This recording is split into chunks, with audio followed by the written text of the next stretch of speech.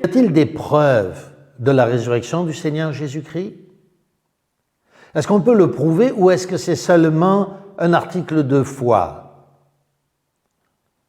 Certains ont dit, croire en Jésus, c'est de l'histoire, parce qu'il y a partout des preuves historiques, multiples, par centaines même de la vie de Jésus. Il y aurait plus de preuves de la vie de Jésus que de celle de Napoléon. Mais que la résurrection de Jésus est un article de foi parce qu'on ne peut pas le démontrer ou le prouver.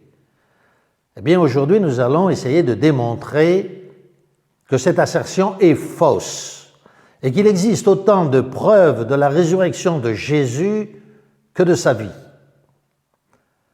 En réalité, l'apôtre Paul dit la foi, c'est la claire démonstration, c'est-à-dire la foi, c'est la preuve de choses qu'on n'a pas vues, mais pour lesquelles nous croyons. Nous ne voyons pas le virus, le Covid-virus par exemple, mais nous savons, n'est-ce pas, qu'il existe. Nous nous protégeons, nous faisons tout ce qu'il faut, nous mettons des masques, nous nous lavons les mains régulièrement, parce que bien que nous ne l'ayons pas vu, nous avons la preuve, nous avons la foi qu'il existe. Alors entrons maintenant dans le détail. Nous entendons ces incroyants, incrédules quant à la résurrection de Jésus-Christ, nous dire qu'il n'est pas ressuscité. Alors il y a plusieurs théories qui circulent à ce sujet. Par exemple, un écrivain français célèbre, Ernest Renan, a écrit « Je pense qu'il s'agit d'une hallucination collective. Ils ont tellement attendu cette résurrection qu'ils ont cru la voir. » Voilà un raisonnement particulièrement athée, n'est-ce pas? D'autres nous disent carrément, il n'a jamais existé. Jésus n'a jamais existé. Donc, comment aurait-il pu ressusciter? D'autres nous disent, il n'est pas mort. Ils ont cru le voir mort, mais il n'est pas mort, comme les musulmans, par exemple. Ou encore, Jésus était seulement évanoui. On l'a mis dans le tombeau, la fraîcheur du tombeau l'a réveillé, il s'est levé. Il n'est donc pas ressuscité. D'autres, comme les témoins de Jéhovah, nous disent « Il est ressuscité, mais en esprit. Le corps avait disparu. » Les Juifs, eux, pour leur part, firent carrément un complot contre la résurrection de Jésus, ce qui atteste finalement de leur foi. Mais dans Matthieu, au chapitre 28, versets 11 à 15, il est écrit « Pendant que les femmes étaient en chemin, quelques hommes de la garde entrèrent dans la ville et annoncèrent aux principaux sacrificateurs tout ce qui était arrivé. Ceux-ci, après s'être assemblés avec les anciens et avoir tenu conseil, donnèrent aux soldats une forte somme d'argent en disant « Dites, ces disciples sont venus de nuit le dérober pendant que nous dormions. Et si le gouverneur la prend, nous la pèserons et nous vous tirerons de la peine. » Les soldats prirent l'argent et suivirent les instructions qui leur furent données. Ce bruit s'est répandu parmi les Juifs jusqu'à ce jour. Vous avez noté l'intensité de ce complot?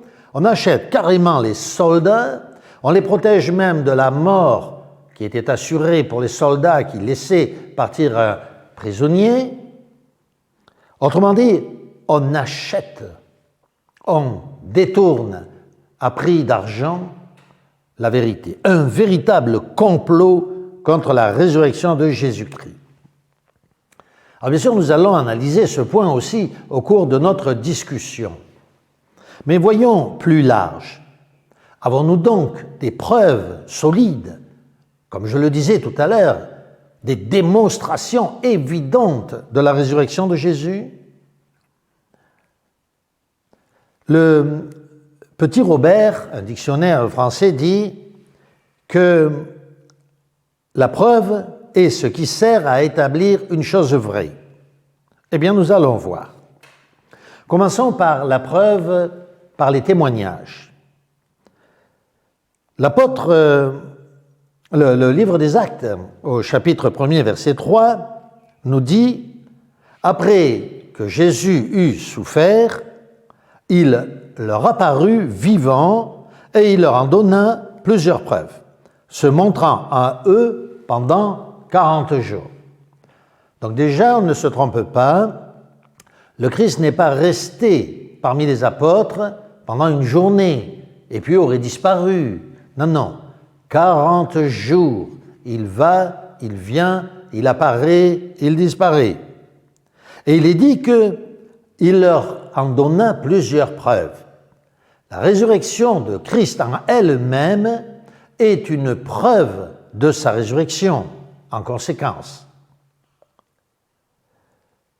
Et nous notons qu'il apparaît aux apôtres, c'est-à-dire 4 apôtres qui vont tous les 4 témoigner de la résurrection de Jésus. D'autres apôtres ont participé, comme l'apôtre Paul.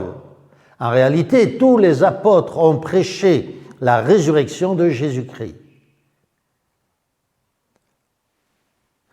Nous venons de parler de la preuve par les témoignages. Eh bien, voyons la preuve par les femmes. Dans les évangiles, il apparaît, nous le savons, en priorité, non pas à des hommes, mais à des femmes. D'ailleurs, cela est assez surprenant, n'est-ce pas? D'autant plus pour des chrétiens qui commencent à démarrer la vie chrétienne, dont les hommes sont prioritaires sur les femmes à cette époque-là. Voilà que le Christ apparaît, non pas à Pierre, non pas à Jean, l'apôtre que Jésus aimait, non, non, à des femmes. À des femmes dont le témoignage était à cette époque-là suspect pour des hommes.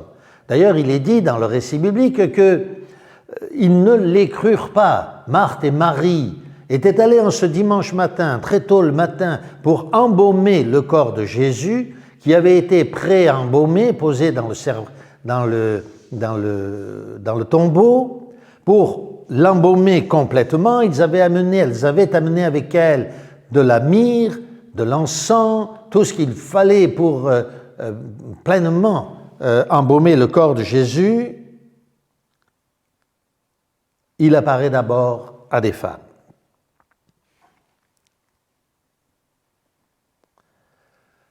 La preuve maintenant par l'individualité. Jésus apparaît à des personnes isolées. Nous venons de le voir, Marthe et Marie. Mais notez comment il apparaît à Marie de Magdala en privé.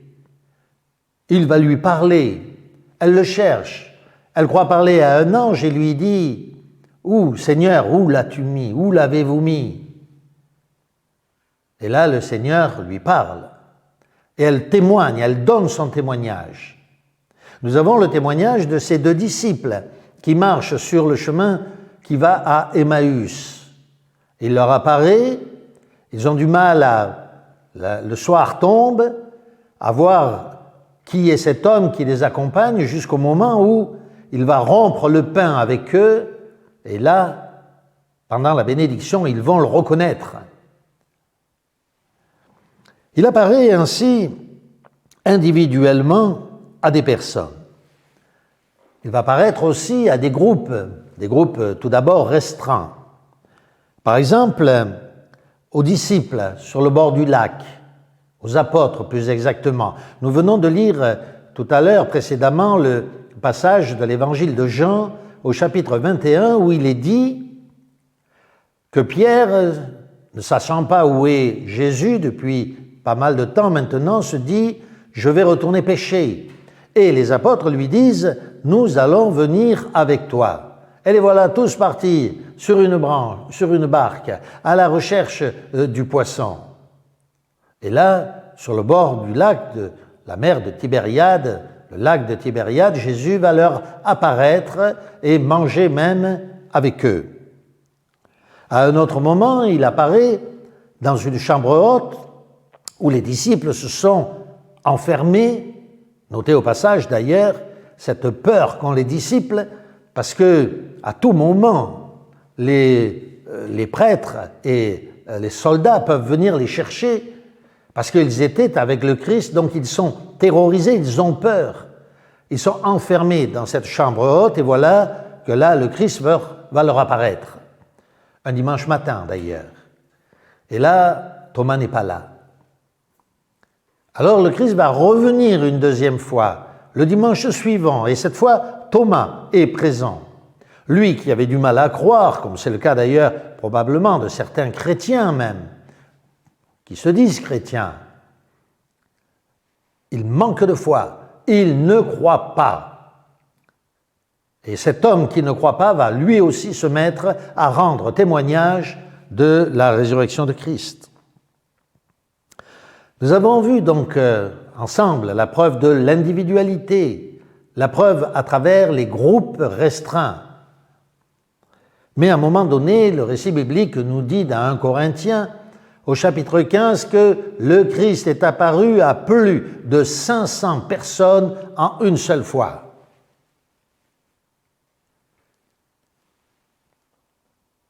Que de témoignages, n'est-ce pas? En conclusion,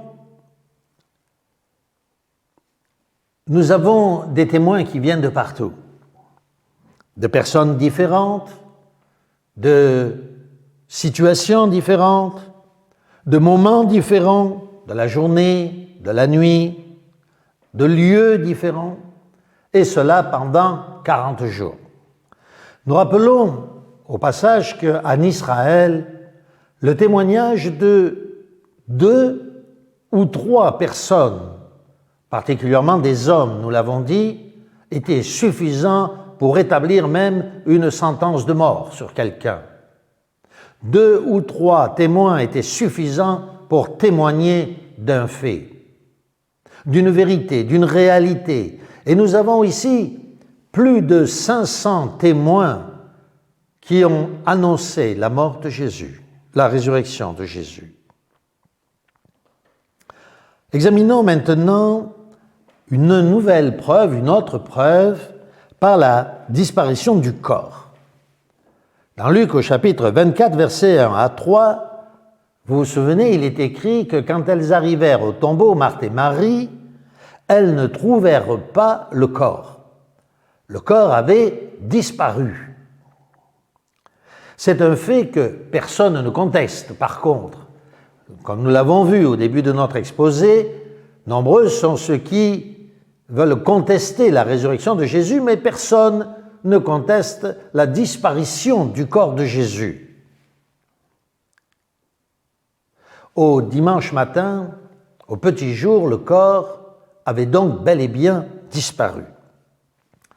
Ce fait est absolument contraire à la logique du raisonnement humain.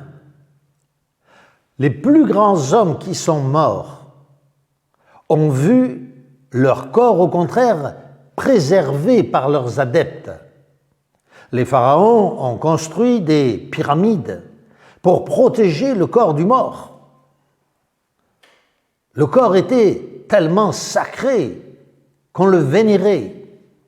Même le corps des saints aujourd'hui est protégé par les catholiques ou d'autres qui cherchent surtout à préserver le corps. On se fait une gloire de voir des corps qui ne vieillissent pas, qui restent éclairés, dont la chair reste saine. On les met dans des chasses, on les expose, on crée des tombeaux pour les préserver aussi longtemps que possible. En Inde, le Taj Mahal est un mausolée qui lui aussi est censé protéger la princesse aimée. À Moscou se trouve le tombeau de Lénine, visité par des millions de personnes. À Halikarnasse se trouve le tombeau célèbre de Cyrus, le roi de Perse. Même les tombes d'Abraham, d'Isaac, de Jacob sont hautement protégés par les trois grandes religions monothéistes, les juifs, les chrétiens et les musulmans.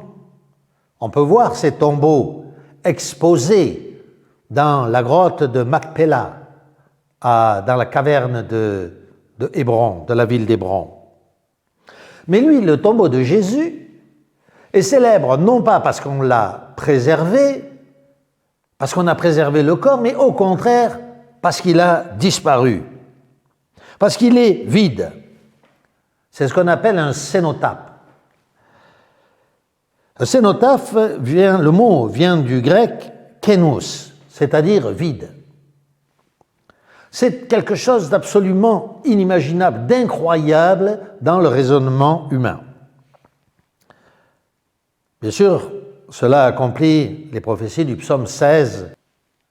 Nous avons d'autres témoignages solides et donnés même par des païens. Par exemple, Pilate.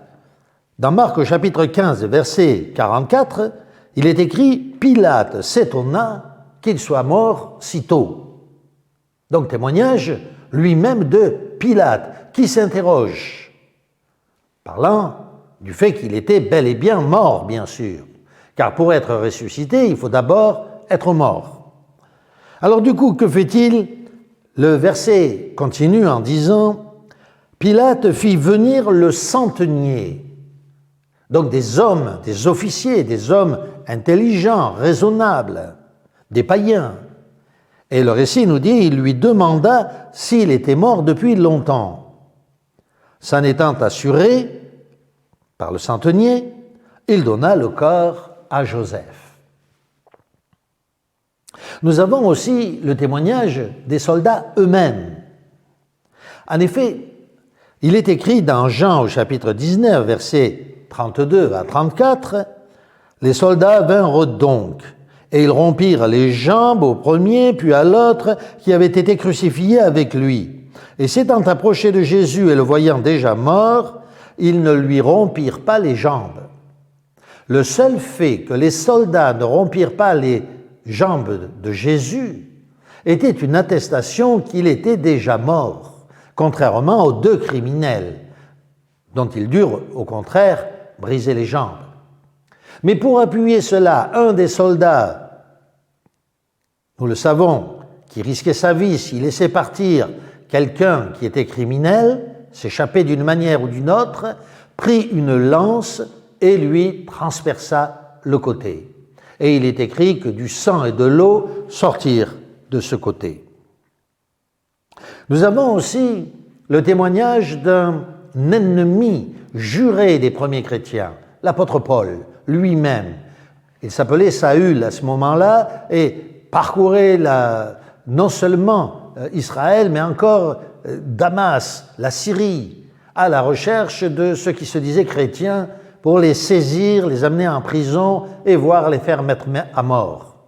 Cet homme même se convertit d'une manière incroyable. En une seule heure, il est converti et se met à témoigner de la résurrection de Jésus-Christ lui-même. Nous avons bien sûr au-dessus de tout cela le témoignage de la Sainte Bible. Elle-même écrit dans Matthieu au chapitre 27, verset 59, « Joseph prit le corps, l'enveloppa d'un linceul blanc. » Bien sûr, ce drap, nous le comprenons, servait à transporter le corps jusqu'au tombeau où il fut enroulé de bandelettes. C'est ce que suggère bien sûr le fameux tableau de Rembrandt, La descente de la croix. Et Jean au chapitre 20 nous dit qu'il fut embaumé. Analysons une autre preuve encore du fait que Jésus a bien été ressuscité, qu'il est bien mort et bien ressuscité. Voilà comment la Bible nous décrit les apôtres et les disciples à ce moment-là. Ces disciples-là, ces apôtres-là, qui parlent d'eux-mêmes dans la Bible, ne révèlent pas des traits de caractère d'hommes courageux, l'épée au côté, de véritables soldats, des hommes qui sont prêts à affronter les ennemis de Jésus, à défendre sa cause. Non, non, c'est tout à fait le contraire. La Bible nous décrit des hommes peureux, des hommes faibles, des hommes presque misérables dans leur façon d'être, à tel point que Pierre renie lui-même le Seigneur Jésus-Christ. Lorsque le Seigneur Jésus-Christ est arrêté, tous s'enfuient, pas un seul ne reste, même jusqu'à ce qu'un se sauve nu parce qu'on voulait l'attraper, saisir son vêtement, qu'il laissa son vêtement et se sauva nu. Oui, tous les disciples, nous dit Matthieu chapitre 26, verset 56, tous ses disciples l'abandonnèrent et prirent la fuite.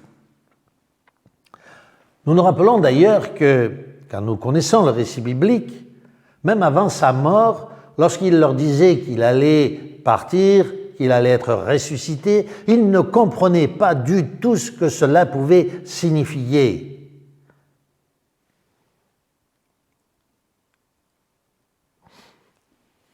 Dans Marc, au chapitre 16, verset 10, il est parlé des disciples comme s'affligeant et pleurant même sur la mort de Jésus. Voilà dans quel état étaient ses disciples. Dans Jean, au chapitre 20, comme nous le disions tout à l'heure, il est dit « Le soir de ce jour était le premier de la semaine, donc le dimanche. Les portes du lieu où se trouvaient les disciples étaient fermées à cause de la crainte qu'ils avaient des Juifs. » Alors, ces Juifs, ces hommes, ces apôtres, ces disciples, qui étaient si peureux, si craintifs, qui pleuraient la mort de Jésus, qui ne comprenaient pas le sens des Écritures, auraient-ils pu aller agresser les soldats qui gardaient le corps de Jésus? Car ne l'oublions pas, des soldats gardaient le corps de Jésus pour aller voler le corps comme le prétendent certains. Allons plus loin. Supposons même qu'ils aient pu faire cela. Pouvons-nous les voir en train d'enlever le linge qui était sur la face de Jésus, de le plier proprement pour le poser à la tête du lit sur lequel reposait Jésus dans le tombeau, de la pierre? Les voyons-nous en train de délicatement enlever les bandes du corps de Jésus avant d'enlever le corps? Il est évident que s'il y avait eu un enlèvement du corps, cela se serait passé dans la précipitation. On aurait enlevé le corps avec les bandelettes, avec tout ce qu'il y avait. Rien ne serait resté, n'est-ce pas? Non, on voit au contraire un événement qui s'est déroulé calmement, dans la paix, dans le temps.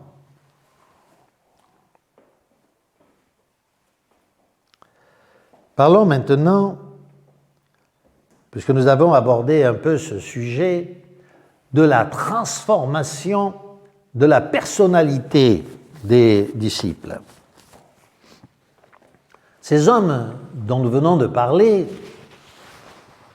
d'humble condition, n'étant pas instruits, qui pouvaient même avoir la crainte d'être chassés de la synagogue, comme ce fut le cas de cet aveugle-né, découragés, peureux, tout d'un coup se retrouvent après la résurrection de Jésus, de courageux évangélistes, prêts à affronter les moqueries, les persécutions, la mort même, car tous, ne l'oublions pas, sont morts pour annoncer la résurrection de Jésus. À peine pourrait-on mourir pour une vérité, va-t-on mourir pour un mensonge?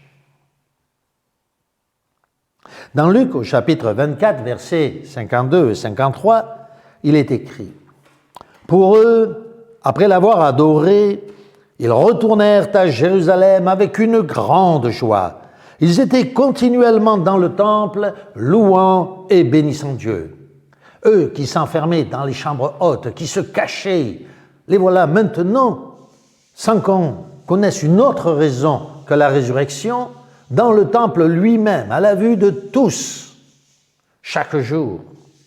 Étant arrêtés, flagellés, ils reviennent à nouveau et annoncent encore la résurrection de Jésus. Nous ne pouvons pas cesser de parler des choses que nous avons vues et entendues, disent-ils.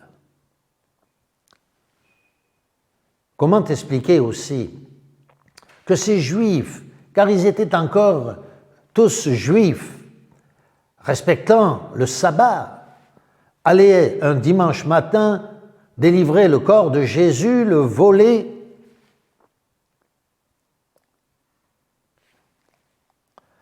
Comment expliquer qu'ils changèrent de jour pour annoncer le dimanche de la résurrection de Jésus-Christ? Dimanche, le mot vient d'ailleurs de domino, c'est-à-dire Seigneur. En conclusion, beaucoup de Juifs ont été sacrifiés, crucifiés par les Romains.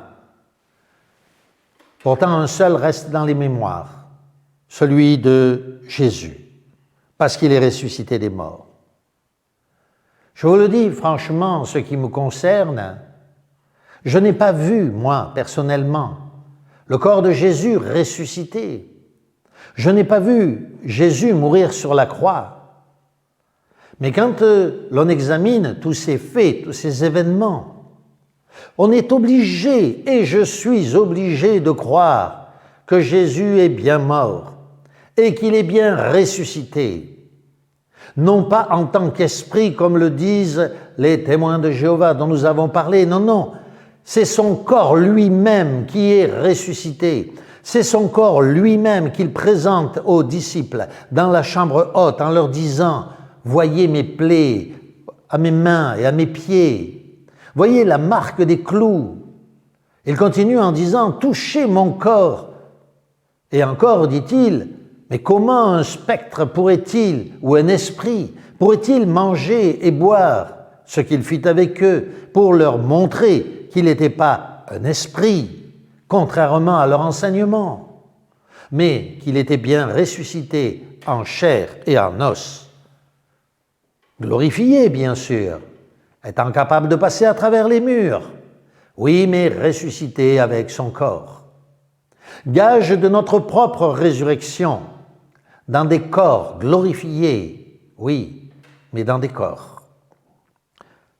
Oui, moi aussi, comme le dit Paul dans Philippiens au chapitre 3, versets 10 à 11.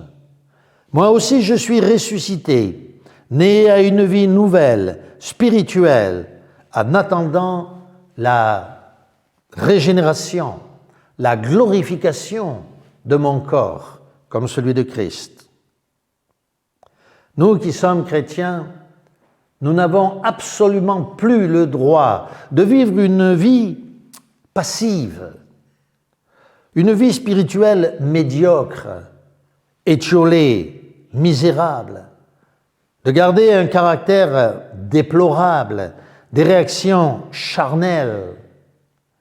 Comment pourrions-nous être encore charnels alors que nous sommes ressuscités en Christ Jésus? Examinons-nous.